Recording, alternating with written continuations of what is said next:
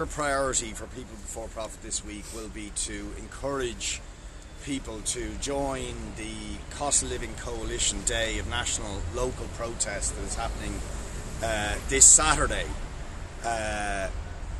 where people will take to the streets across the country in more than 20 locations to protest about the failure of the government to seriously address the cost of living crisis that is really crucifying so many families across the country, and in particular the absolutely abysmal failure of the government in the budget or in any measures that it's taken recently to address a housing and homelessness crisis that continues to worsen on a daily basis. Despite the fanfare, for example, about the deferment of certain tenancies bill that the government pushed through, this week I am dealing with 3 families who are facing imminent homelessness and will not be protected by the government's deferment of tenancies bill.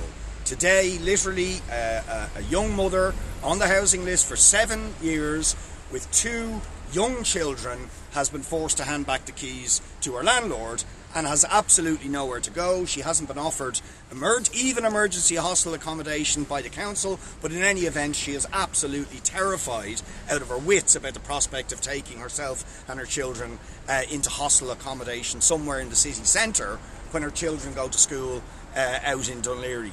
I'm dealing with another family, again not protected by the bill, who are being evicted from the home in which they've lived since the 1950s, and where their landlord, a multiple property owner, is evicting them on grounds of sale. They again are not protected and are absolutely petrified about the prospect of being made homeless over the winter months. So the truth is the government have done really nothing of any significance to address a housing situation that is absolutely diabolical.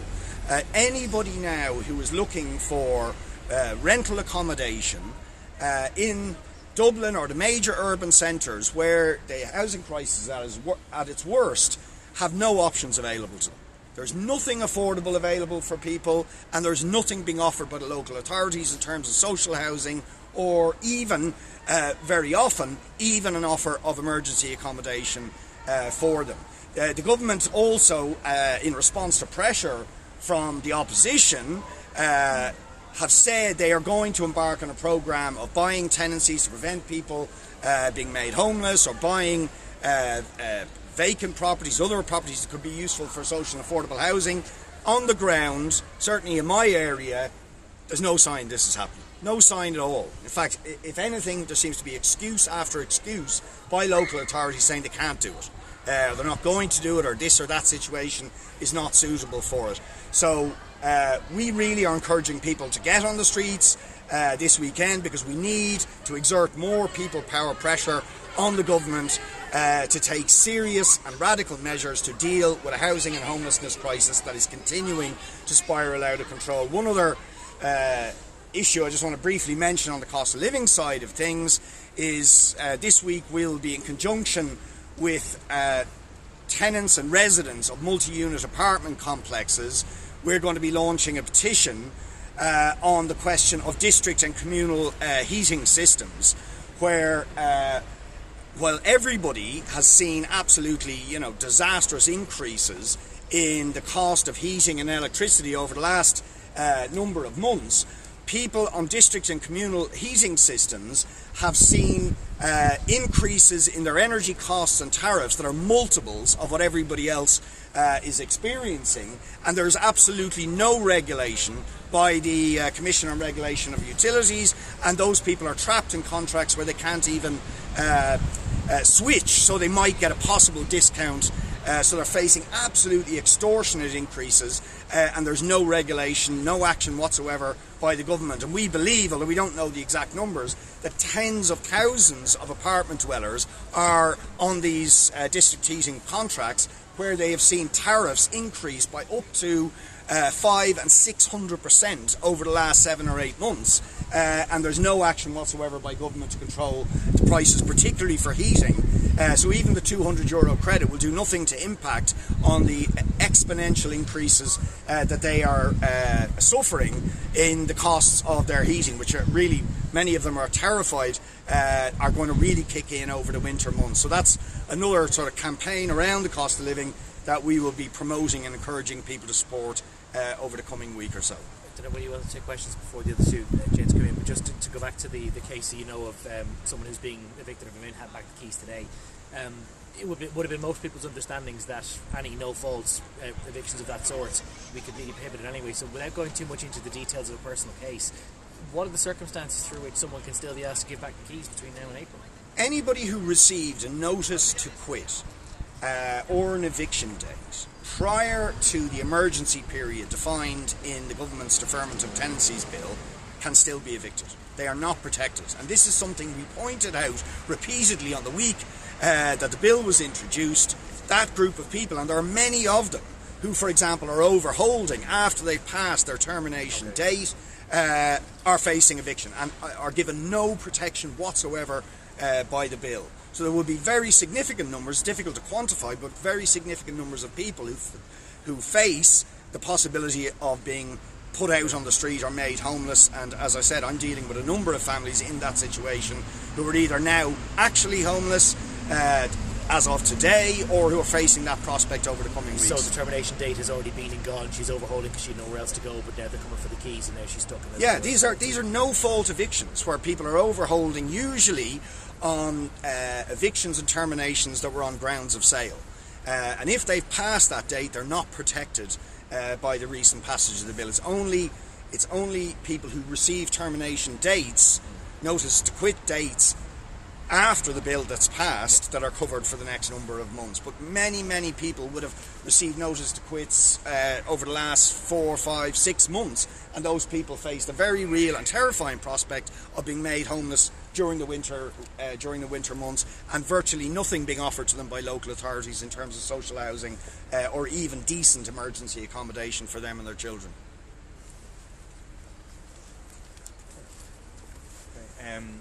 I want to talk firstly about what is happening in the tech sector in this country and indeed around the world, where it appears that there is a massacre of jobs underway, some of which have already been announced in terms of Twitter, in terms of Stripe, but it appears that there's further significant job losses coming down the line in other companies in the tech sector in Ireland. The first thing to say is that it certainly appears that Twitter is in breach of the collective redundancies legislation by effectively having a mass layoff of half their workforce without even the process, which is very weak within the legislation, but even the process of notification to the minister, notification for the workers, and a period of consultation about how those redundancies would take place. So we certainly will be calling for Twitter to be prosecuted for breach of the collective redundancies legislation and encouraging workers to pursue their rights through, for example, the Workplace Relations Commission. There is a broader point here. We're going to be writing to the Oireachtas Committee on Enterprise, Trade and Employment to ask that the heads of the tech companies are brought in, to ask that the Tánaiste, who's the relevant minister, is brought in, and to have a discussion about workers' rights in this sector. In particular, we're campaigning and encouraging tech workers to join trade unions. You know, in many of these companies, there's the kind of illusion that we're one big happy family, that we're looking after people, sure, you get free meals, etc. But this illustrates how, Elon Musk is not the workers' friends, nor is Mark Zuckerberg the workers' friends. That workers' best response is really to join a union, to come together to be able to defend their rights, and we match that here by pushing for much stronger legislation and protection for workers. The second thing, just to mention briefly, is obviously Micheál Martin, I think, is speaking today at COP27 in Egypt. And from what's being reported about his speech so far, one can say that he is guilty, like the Irish government, like the world's political establishment, of gross, extreme hypocrisy. The UN Secretary General was right yesterday when he said we're on the road to climate hell and that we have the pedal still pressed on the accelerator. That's just the objective truth. You look at the floods happening in Pakistan, you look at the droughts in China, you look at the fact that for 15 months in a row in this country we've had higher than average temperatures, you look at the heat waves that took place and the deaths associated with them in Europe, in the US over the course of the summer. We're heading towards absolute catastrophe. And yet the world's leaders, including Micheál Martin, come together once a year to say how bad this is, how we need to do something about it, how they're committed to it. And indeed, what appears to be a Micheál Martin's speech is talking about how it's good because people's behaviour is changing. And that's all about shirking responsibility. The problem here is not primarily people's behaviour, the problem is government's behaviour and the behaviour of big businesses that they represent. So it's gross hypocrisy for the Irish government to pretend to care about climate when 4 days ago they gave a new exploration licence for oil and gas exploration in Irish waters.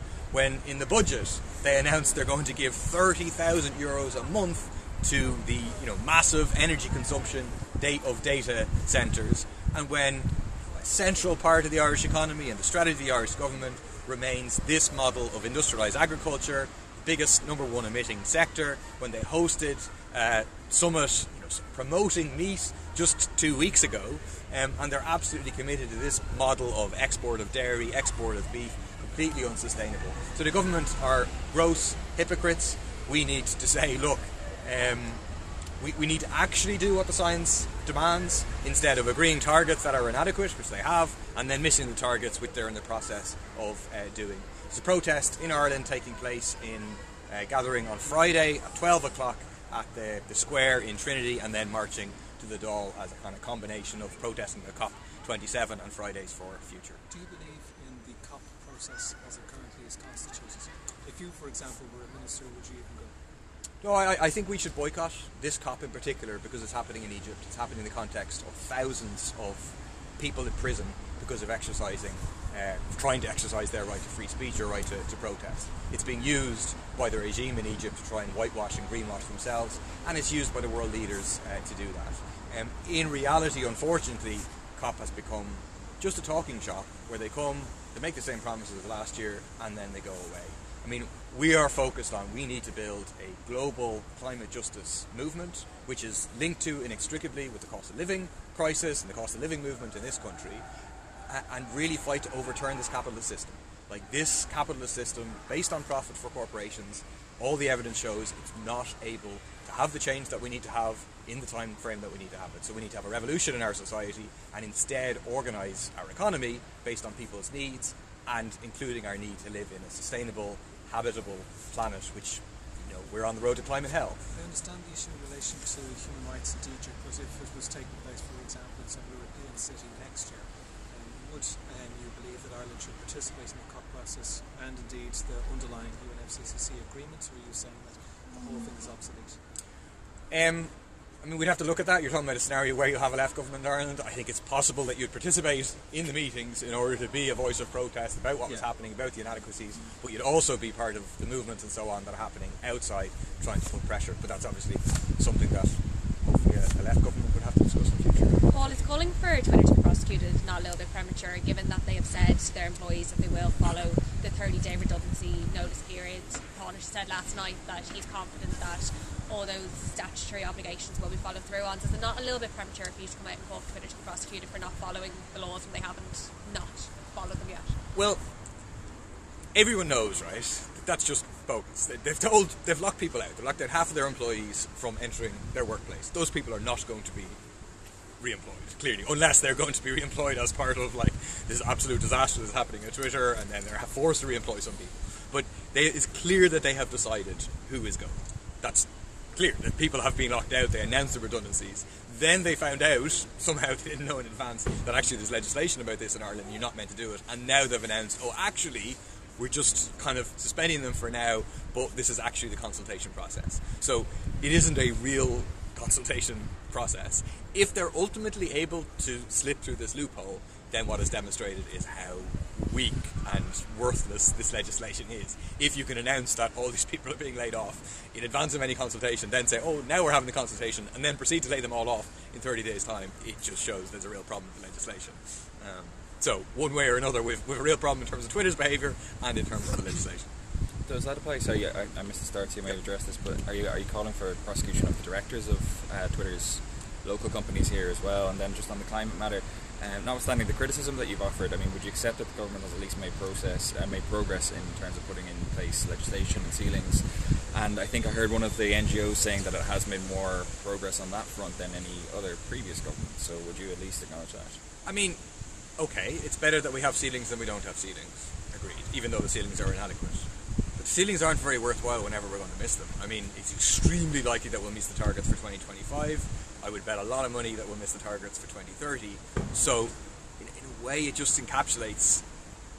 They get to tick the boxes, say the right things on the global stage, get clapped on the back, then they come back here and they say, oh no, there's no chance we'd cull the herds, no way whatsoever, no way we're going to change away from our model, no way, sure that Fine Gael and Fianna Fáil in government and the Greens bending over to build more fossil fuel infrastructure in terms of LNG, continue to promote data centres, overriding the democratic decision of the South Dublin County Council not to permit further data centre development. The government then against that vote said we're going to have... So you have to judge people not by the promises and the targets they're agreeing, but by their actions, and by that measure they're failing utterly. I think in terms of who is prosecuted, I think you start by prosecuting Twitter as an entity. They're the ones who are responsible for the layoffs. So not the directors? I think you start with Twitter. Okay. Yep. Sorry. Just on the issue of Twitter, these workers have been treated like dirt, and there are other tech companies that are now organising a jobs cull.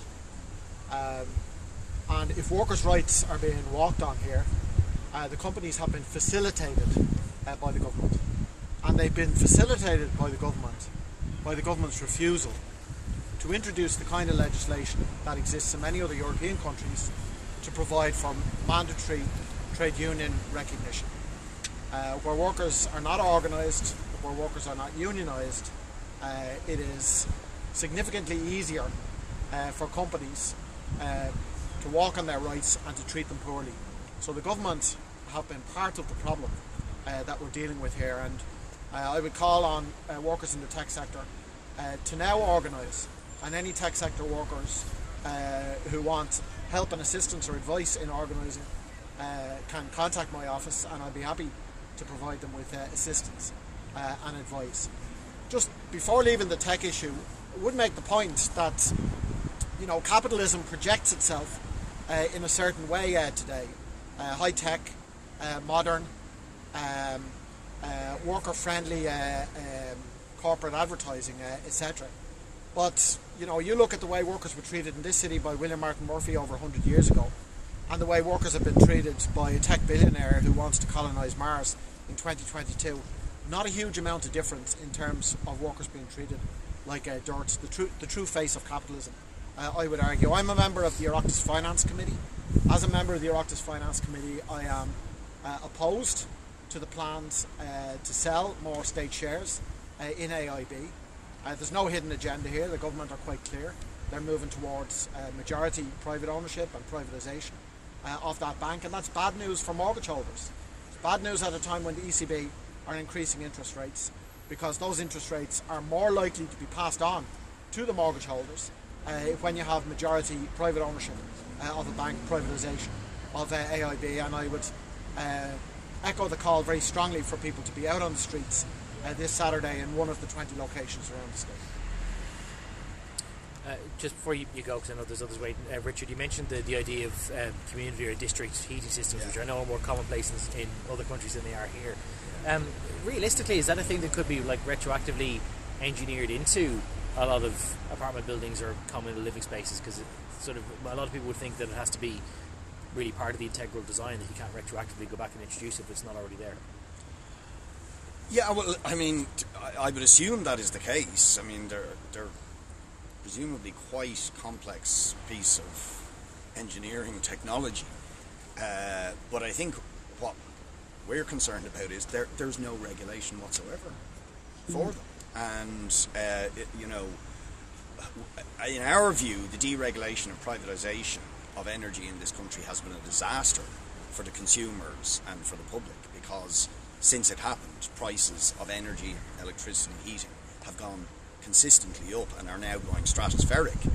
But if the situation is bad for people in general, it is an absolute disaster for people who are on communal and district heating systems, which are supposed to be a new, sustainable and efficient form of energy provision and heating provision. But in fact, people are being stuck with tariffs that have increased, in one case, from 9 cents per kilowatt hour up to over 60 cents per kilowatt hour in the last year.